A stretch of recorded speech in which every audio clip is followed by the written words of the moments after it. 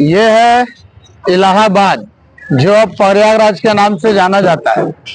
हिंदुस्तान का ये इलाका एक ऐतिहासिक स्थल है, जहां कभी चंद्रशेखर आजाद जैसे क्रांतिकारियों ने अपना महत्वपूर्ण योगदान स्वाधीनता संग्राम में इसी धरती से दिया था। ये प्रयागराज में ही बहुत बड़ा संगठन क्रांतिकारियों का चला था। आपको ये जानना चाहिए कि बंगाल में 1902 में अनुशीलन समिति बनी। अनुशीलन समिति ही क्रांतिकारियों को जन्म देने वाली पार्टी है, संगठन है,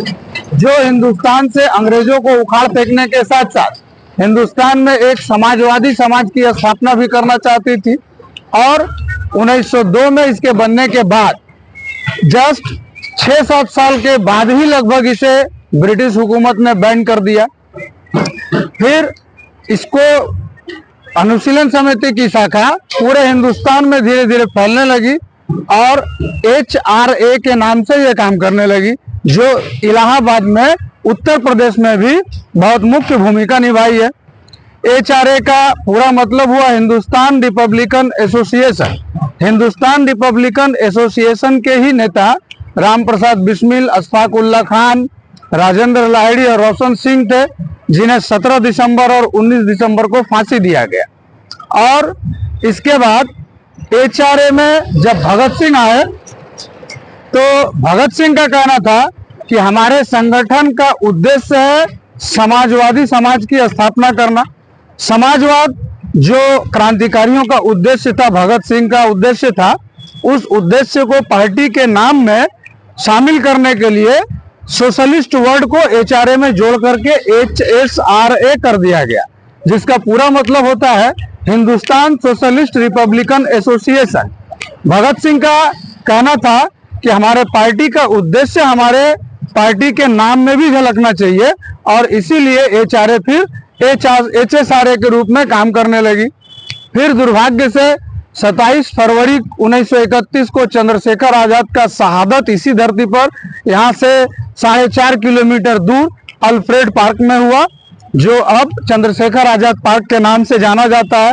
और 23 मार्च को 1931 में ही सिर्फ 3 सप्ताह के अंदर भगत सिंह, राजगुरु और सुखदेव का भी शहादत हुआ एक साथ। इसके बाद यहाँ की क्रांतिकारी गतिविधियां लगभग शिथिल सी पड़ गई थी, क्योंकि यहाँ के मुख्य क्रांतिकारी या तो फांसी चढ़ चुके थे,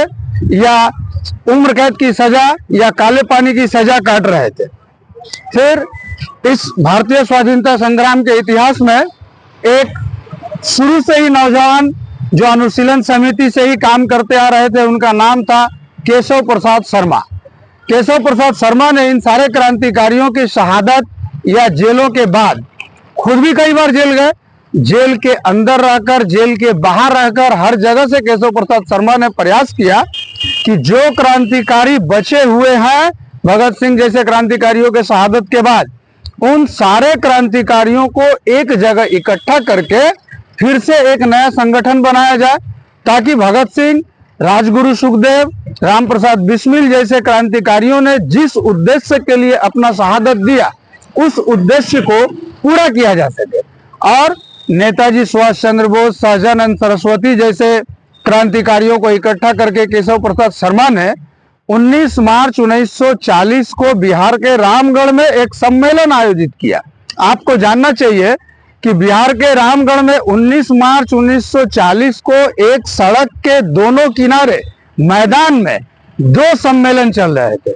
सड़क के एक किनारे मैदान में कांग्रेस पार्टी का सम्मेलन, जहां समझौता के आधार पर आजादी को प्राप्त करने के लिए सारे कांग्रेसी